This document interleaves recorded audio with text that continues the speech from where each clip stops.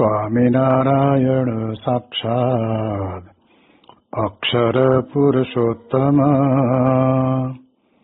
સર્વેભ્ય પરમાં શાંતિ આનંદમ સુખમર્પયેત. શ્રી સ્વામિનારાયણ ભગવાનની જય. શ્રી અક્ષર પુરુષોત્તમ મહારાજની જય. શ્રી ગુણાતીતાનંદ સ્વામી મહારાજની જય. શ્રી પ્રમુખ સ્વામી મહારાજની જય. શ્રી મહંત સ્વામી મહારાજની જય. પ્રગટ ગુરુ હરિ પરમ પૂજ્ય મહંત સ્વામી મહારાજની આજ્ઞા અને આશીર્વાદથી આપણે બધાએ નિત્ય પ્રાતઃ કથાનો લાભ લઈ રહ્યા છીએ. આજે આપણા માટે જુલાઈ મહિનાની 22મી તારીખ અને સોમવારનો મહાપવિત્ર દિવસ છે અને 1315મી સભા થાય છે. કહત હૈ સહજાનંદ વિષય ઉપર 966મો દિવસ થાય છે. ગઈકાલનો દિવસ આપણા માટે અતિ મહત્વનો દિવસ, જે ગુરુએ આપણને આપણા જીવનની અંદર અક્ષરે સહિત પુરુષોત્તમની શુદ્ધ ઉપાસનાનું જ્ઞાન આપ્યું. એ જ્ઞાન ગુરુનું પૂજન કરવું એ આપણા માટેનો અતિ મહત્વનો દિવસ. આ લોકની અંદર દરેક વ્યક્તિ પોતપોતાની ક્ષમતા પ્રમાણે પોતે પોતાના ગુરુની પાસેથી કંઈક ને કંઈક શીખતા હોય છે અને એ શીખે એટલે એના બદલાની અંદર ગુરુ પૂર્ણિમાએ ગુરુનું પૂજન કરવું એક આપણી ભારતીય સંસ્કૃતિ છે. પોતાની યથાશક્તિ પ્રમાણે ગુરુ દક્ષિણા પણ આપવી એ પણ એક સંસ્કૃતિ છે. આપણે જાણીએ છીએ કે જ્યારે પાંડવોને પણ દ્રોણાચાર્ય પોતે બાણ વિદ્યા શીખવાડતા હતા, ત્યારે તે સમયની અંદર એકલવ્ય નામનો વ્યક્તિ ત્યાં આગળ શીખવા માટે આવ્યો છે અને પછી એને ખબર પડી કે આ તો ક્ષત્રિય નથી, તો એને આશ્રમની બહાર મોકલી દીધો અને એણે નક્કી કર્યું કે જે મેં દ્રોણાચાર્યને ગુરુ તરીકે સ્વીકાર્યા છે તે ગુરુને યાદ કરીને એવી જ એમની માટીની મૂર્તિ બનાવીને એ પોતે ત્યાં આગળ ગુરુની પાસે એ મૂર્તિને પૂછે કે ગુરુ, હું બાણ આ પ્રમાણે ચલાવું? અને ગુરુ સાથેનો અતિશય નિકટનો નાતો બંધાયેલો હતો, એટલે એનો અંતરાત્મા એમ જ કે ના આ કર, એમ કરતા કરતા કરતા એટલો જબરજસ્ત બાણ વિદ્યાની અંદર તૈયાર થઈ ગયો અને પારંગત બની ગયો. જ્યારે પાંડવો બધા જાય છે અને તે વખતના સમયની અંદર કૂતરું ભસતું હશે અને ભસતા કૂતરાના મોઢાની અંદર એ પ્રમાણે કહેવાય છે કે એકલવ્ય પોતે બાણ છોડે છે. નથી એની જીભ ઉપર વાગતું, નથી એના દાંત ઉપર વાગતું, પણ આવા પ્રકારના બાણ વડે કરીને કૂતરાનું મોઢું ભરી દેવામાં આવે છે. અને ત્યારે ખબર પડી કે આપણા 5 પાંડવો અહીં આગળ આપણી પાસે જે ધનુર્વિદ્યા શીખે છે, આ તો એના કરતા પણ આગળ વધી ગયો. પૂછું એને કે તું કોણ છો? તો કે હું એકલવ્ય છું. અને આ વિદ્યા ક્યાં શીખ્યો? તો કે દ્રોણાચાર્યની પાસે. કેવી રીતે? તો કે આ મૂર્તિ બનાવીને મૂકી છે અને એમાં હું મારા ગુરુનો આવિર્ભાવ છે એમ સમજીને એની મરજી પ્રમાણે હું આ બાણ વિદ્યા શીખ્યો છું. અને ત્યારે ગુરુને મનમાં એમ થયું કે મેં તો એને અન્ય જાતિનો જાણીને ક્ષત્રિય ન હોવાથી એને આપણા આશ્રમની બહાર મોકલી દીધેલો હતો, પણ આ તો મારા નામે આવો જબરજસ્ત ધનુર્ધારી થયો. એટલે કહ્યું કે તે મને જો ગુરુ કર્યા હોય તો તારે મને દક્ષિણા આપવી જોઈએ. અને ત્યારે તે વખતના સમયની અંદર એકલવ્ય ચરણની અંદર પંચાંગ પ્રણામ કરીને કહે છે, ગુરુજી તમે જે માગો એ આપવા તૈયાર છો. અને ત્યારે ગુરુને વિચાર આવ્યો કે હાથામાંથી તીર કાઢીને બાણ ઉપર ચડાવીને ફેંકવાનું હોય, એની અંદર અંગૂઠાનું કામ બહુ મહત્વનું હોય.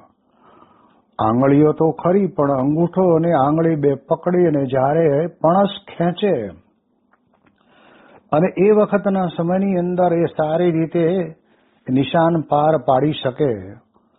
એટલે કહ્યું ગુરુ કે તારો અંગૂઠો મને આપી દે ગુરુ દક્ષિણામાં. કે ભલે. એણે એવો વિચાર ન કર્યો કે મારી આટલી બધી સાધના ગુરુની મૂર્તિ બનાવીને મેં આ પ્રમાણે વિદ્યા શીખ્યો અને હવે મારો અંગૂઠો ચાલ્યો જશે તો પછી હું બાણ કેવી રીતે ચલાવીશ. એને મન બાણ ચલાવવું એ મહત્વનું હતું નહીં, પણ ગુરુને રાજી કરવા એ મહત્વનું હતું. અને ગુરુ દક્ષિણાની અંદર અંગૂઠો આપી દીધો.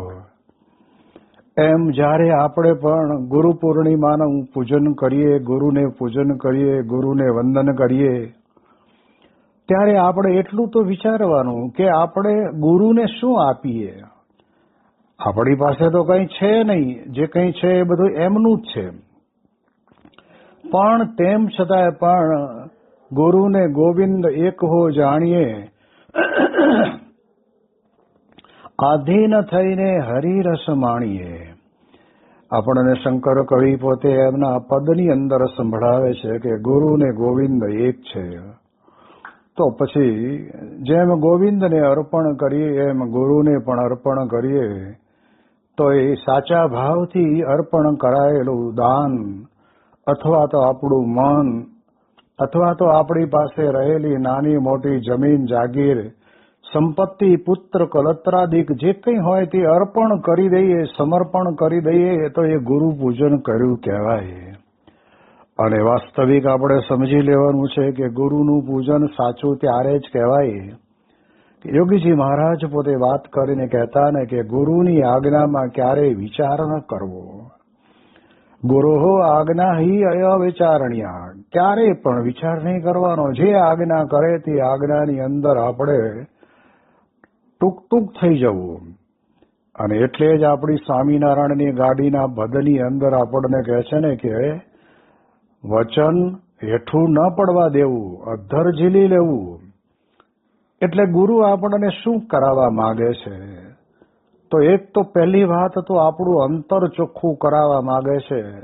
આપણા અંતરની અંદર એકબીજાની પ્રત્યે આપણને વેર બુદ્ધિ હોય અથવા તો રાગ દ્વેષની વૃત્તિ હોય, ઈર્ષાના ભાવ અંદર પડ્યા હોય તો એ બધા છોડી દઈએ ને તો ગુરુ વિશેષ રાજી થાય.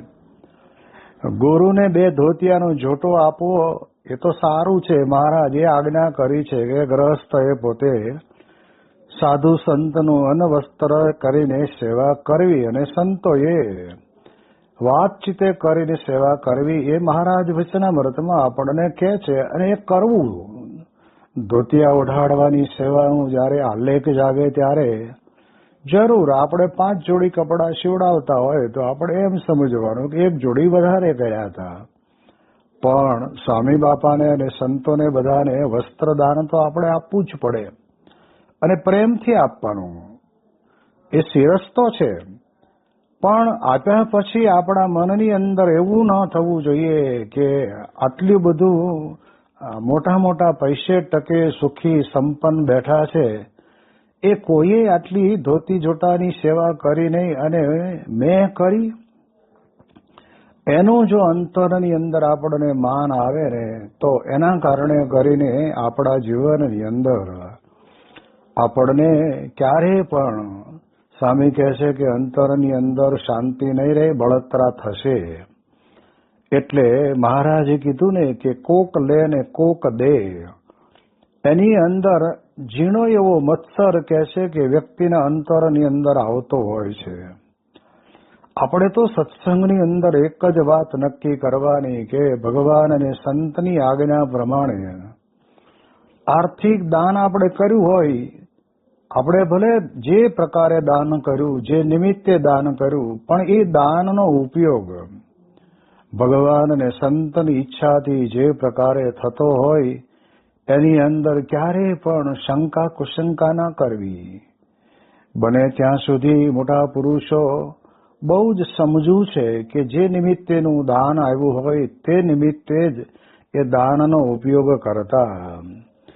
જેમ આપણે જાણીએ છીએ કે ભુજની અંદર ભૂકંપ થયો ત્યારે એ વખતના સમયની અંદર ભૂકંપ નિમિત્તે લોકો દાન આપતા હતા, તો પ્રમુખ સ્વામી મહારાજે સ્પષ્ટ કીધેલું કે આમાંનો એક પણ પૈસો આપણે અન્ય જગ્યા ઉપર નહીં વાપરવાનો. ભૂકંપગ્રસ્ત લોકોની સગવડતા માટે લાંબા સમય સુધી પોતાનું જીવન યથાવત થઈ જાય ત્યાં સુધી આપણે જે કંઈ કરવું ઘટે તે કરવાનું. અને એટલે જ પ્રમુખ સ્વામી મહારાજે પોતે સરસ મજાના ગામો બનાવ્યા, ગામની અંદર ગ્રામ પંચાયતનું મકાન બનાવ્યું, પછી દવાખાનું બનાવ્યું, પાણીની ટાંકીને બોર બનાવ્યો, પ્રાથમિક શાળા બનાવી, અને એ પાછા મકાનો એવા કર્યા કે હવે પછીનો ભવિષ્યનો ભૂકંપ આવે તો એ ભૂકંપની અંદર આ મકાનો પડે નહીં. એક લોખંડની બીમ ભરેલી લિંક સિસ્ટમથી ડેવલપ કરેલા હતા. તો સ્વામી કે આપણે આપવું છે ને કરવું છે, તો લોક પાણીને લાકડા ભેગા કરીને આપણે આપી દેવું એમ નહીં. સારામાં સારું અને પાછળ બગીચો હોય, આગળ બેસવા માટે ઓટલો હોય, આ બધી જ પ્રકારની સગવડતા સાથેનું પ્રમુખ સ્વામી મહારાજે આવા કેટલા બધા ગામો આ ભૂકંપની અંદર કરી આપ્યા. અને કરી આપ્યા પછી પણ પ્રમુખ સ્વામી મહારાજના મનની અંદર એ જ રહેતું કે આવી આપત્તિની અંદર જે બે ઘર બન્યા છે એને જ્યાં સુધી ઘરે રહેવાનું ન થાય ત્યાં સુધી આપણે રસોડે આવીને જમીએ, 2 ટાઈમ 3 ટાઈમ, એનો કોઈ વાંધો નહીં. આવી એક ભદ્ર ભાવના એ સત્પુરુષના જીવનની અંદર છે. એટલે યાદ કરીએ તો આપણને ખ્યાલ આવે કે મોટા પુરુષ પોતે આ પ્રકારે અંતરથી શુદ્ધ છે, તો આપણને પણ શુદ્ધ બનાવવા માટે માગે છે. જ્યારે દુષ્કાળ વખતે જે ગામની અંદર જે લોકોએ પ્રમુખ સ્વામી મહારાજની સભા નહીં થવા દેવા માટે ઘણી ખટપટ કરેલી, એને ન બોલવાનું બોલેલા, એ જ બોલનારા લોકોના પશુઓ જ્યારે આપણા કેટલ કેમ્પની અંદર આવેલા અને ત્યારે પ્રમુખ સ્વામી મહારાજને કાર્યકર્તાએ કહ્યું કે સ્વામી આ એક ભૂલ થઈ ગઈ છે. બાપા કે શું થયું? કે આપણે જ્યારે સભા કરવાના હતા આ ગામની અંદર અને ત્યારે આપણને ઘણી બધી પ્રકારે ન કહેવાના શબ્દો કીધા, એના જ પશુ આવ્યા છે. ત્યારે પ્રમુખ સ્વામી મહારાજનું કેટલું પવિત્ર હૃદય છે એ આપણને દેખાય. તો સ્વામી કહે છે કે બોલનારા પુરુષો હતા, એણે આપણને સભા કરવા ન દીધી, પણ આ વિપરીત સંજોગોની અંદર પશુએ આપણને કંઈ કીધું હતું. માટે આપણે છેક સુધી એના પશુને સારી રીતે સાચવીને ખવડાવી, પીવડાવી, નવરાવી, ધોવરાવી અને જ્યારે એને પાછા આપવાના થાય ત્યારે આપણે એને પ્રેમથી પાછા આપવા. તો મોટા પુરુષ આપણને એમ આપણા અંતરની અંદર પણ આ એક ભાવ લાવવા માંગે છે. ક્યારેય એમના જીવનની અંદર એમના માટે કોઈ પણ ગમે તે રીતે કાંઈ પણ બોલ્યા હોય તો એને ગણતા નથી. મુંબઈની અંદર પ્રમુખ સ્વામી મહારાજ એક સુખી સંપન્ન હરિભક્તના બંગલાની અંદર આરામ કરતા હતા, બીમારી હતી એટલે. અને તે વખતે એ સુખી સંપન્ન બંગલાના માલિકના મિત્ર કોઈ રાજકારણમાં હશે, આવ્યા હશે. અને તે વખતે એને કહ્યું કે અહીંયા અમારા ગુરુ પ્રમુખ સ્વામી મહારાજ પોતે બીમાર છે એટલે આરામ કરવા માટે આવ્યા છે. અને આ ભાઈ તો કેટલાય સમયથી જો રૂબરૂ મળે ને તો 2-4 શબ્દો તો કહી દેવા એવા ઉમળકાથી ત્યાં આગળ આવીને પ્રમુખ સ્વામી મહારાજની સામે કેટલું બોલે છે. એક માણસ તરીકે પણ એવું હોવું જોઈએ કે આપણને ભલે એની સાથે વેર બુદ્ધિ હોય પણ જયારે મળવા જઈએ ને ત્યારે એ બીમાર માણસને આપણે એની તબિયતના સમાચાર પૂછીએ કે જેથી કરીને એના જીવનની અંદર એને શાંતિ રહે. આ તો એ વાત તો બાજુ પર રહી અને ન બોલવાના શબ્દો બોલ્યા. પ્રમુખ સ્વામી મહારાજ પોતે ત્યાં આગળ ધીર ગંભીરપણે બધા જ શબ્દોને સાંભળી રહ્યા અને પછી તો ભાઈ ગયા અને એ શબ્દો કીધા એમાં પણ સ્વામીશ્રીની મુખારવિંદની રેખા પણ બદલાણી નહીં. પછી મજાની વાત તો પછી આવે છે કે જયારે બાપા પોતે આફ્રિકાની અંદર પધાર્યા ત્યારે આ જ રાજકીય પુરુષ કઈ રાજસત્તામાં નહીં હોય અને એને કંઈક લોક સમાજનું કામ કરવું હશે એટલે એને વિચાર કર્યો કે આફ્રિકામાં ઘણા ગુજરાતી રહે છે તે એ લોકો પાસે આપણે ડોનેશન લેવા માટે જઈએ અને ગયા અને એને ખબર પડી કે પ્રમુખ સ્વામી અહીંયા છે એટલે સભામાં બેઠેલા સ્વામીએ એમને જોયા એટલે તરત જ આગળ જે બન્યું હતું ને એનો તો લેશ માત્ર અંશ પણ અંતરની અંદર ડંખ રૂપે નહોતું. ઉપર બેસાડ્યા, સોફા ઉપર બેસાડ્યા, સન્માન કર્યું, હારતોરા કર્યા અને પછી વાતચીત કરતા એને કીધું કે આના માટે આવ્યો છું. ત્યારે પ્રમુખ સ્વામી મહારાજે પોતે પોતાના આશીર્વચનની અંદર એ વખતના સમયની અંદર જાહેરાત કરી કે આ બહુ સારું સમાજ સેવાનું કામ કરે છે તો અહીંયા આવ્યા છે તો આપણે આપણી સગવડતા પ્રમાણે આપણે કંઈક યથા યોગ્ય સહકાર આપજો. પણ જે તે બીમારીના સમયની અંદર સ્વામીશ્રી આગળ આવીને જે બોલી ગયા હતા એક શબ્દ પણ એમને યાદ નથી. ગુરુ પોતાના જીવન દ્વારા આપણને પણ આ જ શીખવાડે છે કે આપણા જીવનની અંદર પણ આપણને અંતર ચોખ્ખું થવું જોઈએ. ચિંતન પૂજ્ય ડોક્ટર સ્વામી વાત કરે છે ને કે હૃદય પવિત્ર હોય ને તો પછી એના વિચારો પવિત્ર રહે, એના વિચારો પવિત્ર રહે તો સામી વ્યક્તિ જે મળે ને એના વિચાર પણ પવિત્ર રહે. અને એટલે જ આપણને એવા ગુણાતીત ગુરુ મળ્યા છે. યોગીજી મહારાજ પોતે કહેતા કે ભગવાન ભજી લેવા. હવે આપણે બોલીએ છીએ ભગવાન ભજી લેવા પણ એમણે તો જે જબરજસ્ત આલેખ જગાવી. બાળ મંડળો શરૂ કર્યા, યુવક મંડળો શરૂ કર્યા અને ભણેલા ગણેલા યુવાનોને ભાગવતી દીક્ષા આપીને સંત બનાવવાનું એક ભગીરથ કાર્ય કર્યું. શાના માટે? તો કે આ વિશ્વની અંદર અક્ષર અને પુરુષોત્તમનો શુદ્ધ સનાતન જ્ઞાનનો ડંકો વાગે એટલા માટે. એમના યોગની અંદર આવેલા આપણા તમામ સદગુરુ સંતોના તો હૃદય પવિત્ર બની ગયા. કોઈને વિશે રાગ દ્વેષની ભાવના નહીં. કોણ આગળ નીકળી ગયો ને હું પાછળ રહી ગયો એવી કોઈને ભાવના જ નથી. બધા જ સદગુરુ પોતપોતાની બ્રાહ્મી સ્થિતિની અંદર એ સત્પુરુષ કહેતા મહંત સ્વામી મહારાજ કેમ રાજી થાય એ પ્રમાણે જીવન જીવે છે.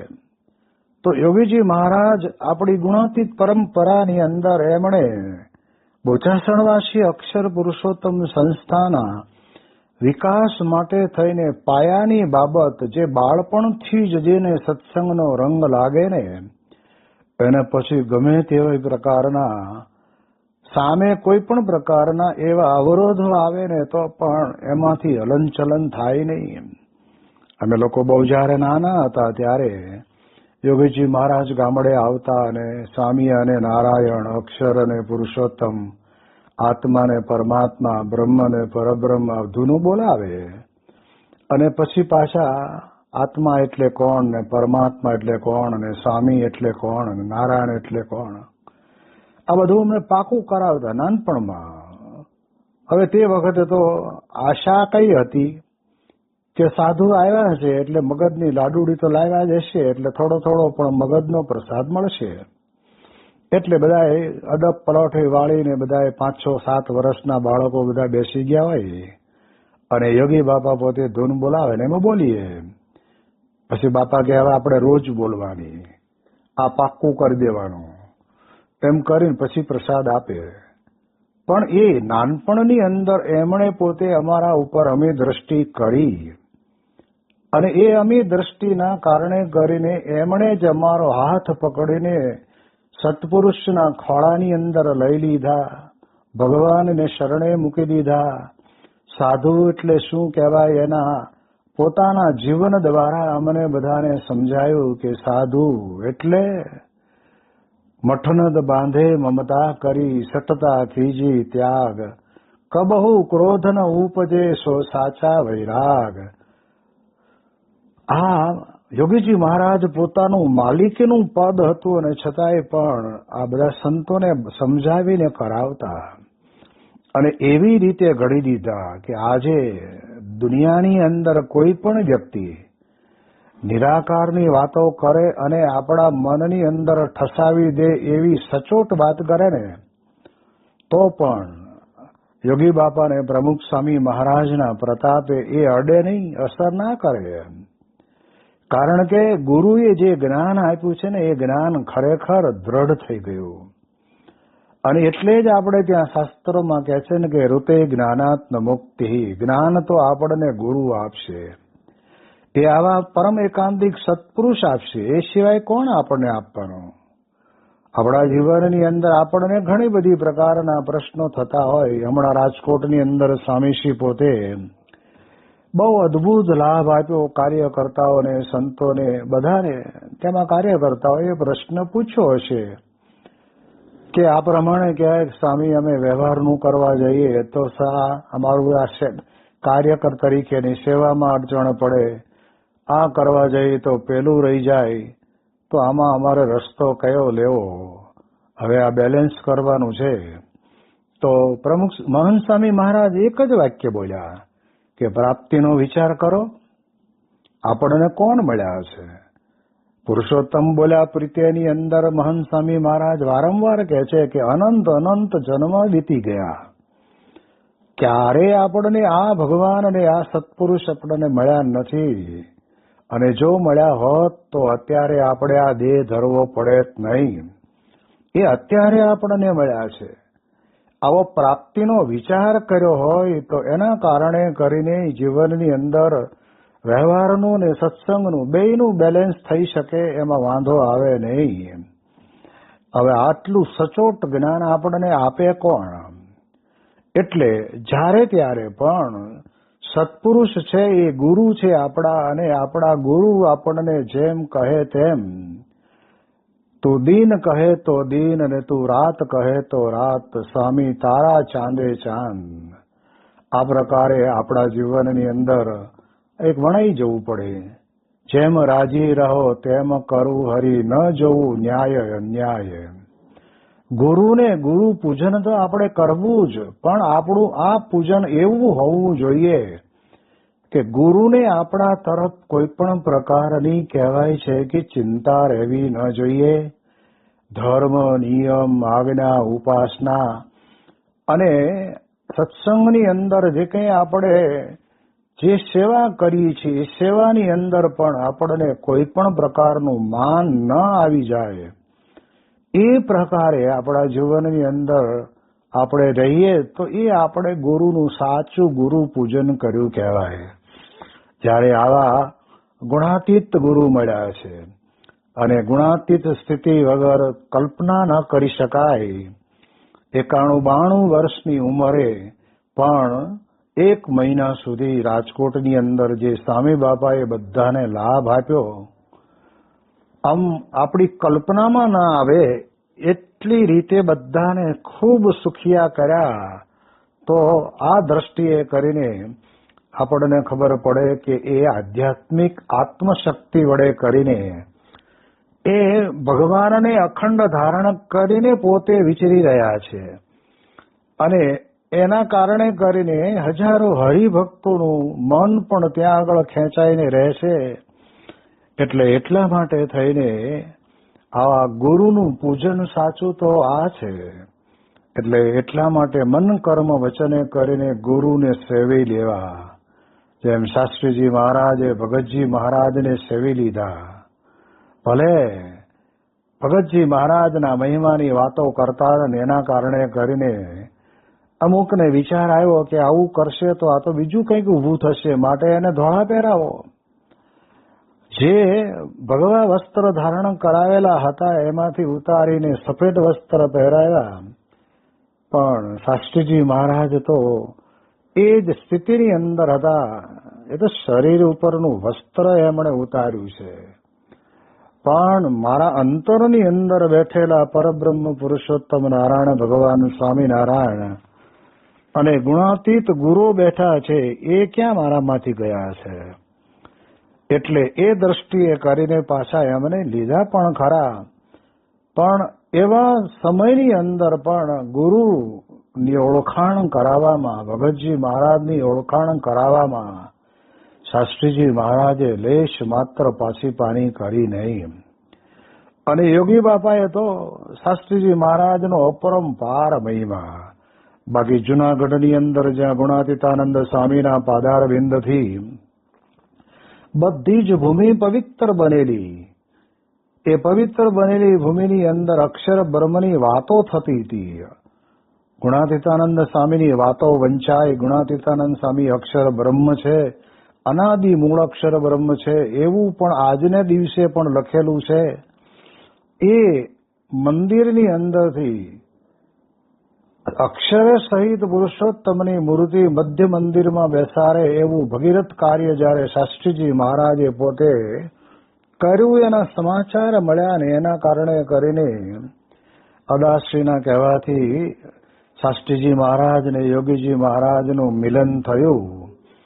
અને પછી યોગીજી મહારાજ તો બહુ જ હોશિયાર, ભલે સાધુતાની દ્રષ્ટિએ નંબર 1, પણ એમને એમ થયું કે આ સાક્ષાત ગુણાતીત પુરુષ છે. શાસ્ત્રીજી મહારાજ મારા હૈયાના હાર છે, માટે એમને હવે સમર્પિત થઈ જવું અને આ અક્ષર અને પુરુષોત્તમના શુદ્ધ ઉપાસનાના મંદિરના કામની અંદર સ્વામી જેમ મને કહે તેમ સેવા કરી લેવી. અને ત્યારે યોગી બાપા એટલે કહેતા કે ગુરુનું પૂજન કરવું એટલે આપણામાં જે કંઈ નાની મોટી ખામી પડી હોય, દોષ પડ્યા હોય, એને કાઢી નાખવા અને સત્પુરુષને રાજી કરવા માટે કાઢવાના છે. આમ નહીં આપણે કાઢીએ તો પછી તો સ્વામી કહે છે ને કે તમે તો શરણે આવીને બેઠા છો, એટલે અમે તમને 100% ચોખ્ખા કરીને લઈ જઈશું. પણ એના કરતા આપણે જ ગુરુ પૂજનને દિવસે, ગુરુ પૂર્ણિમાના દિવસે આપણે ગુરુને રાજી કરવા માટે આપણા નાના મોટા દોષ, સ્વભાવ, પ્રકૃતિને ધીમે ધીમે આપણે છોડતા જઈએ તો જતે સમયે આપણે એકાંતિક ધર્મને આપણે પામી જઈએ. અને એટલે જ આપણે આ ગુરુ પૂર્ણિમાનો આ ઉત્સવ એવો અદ્ભુત અને દિવ્ય છે. અને એ દર વર્ષે બોચાસણની અંદર ઉજવાય છે.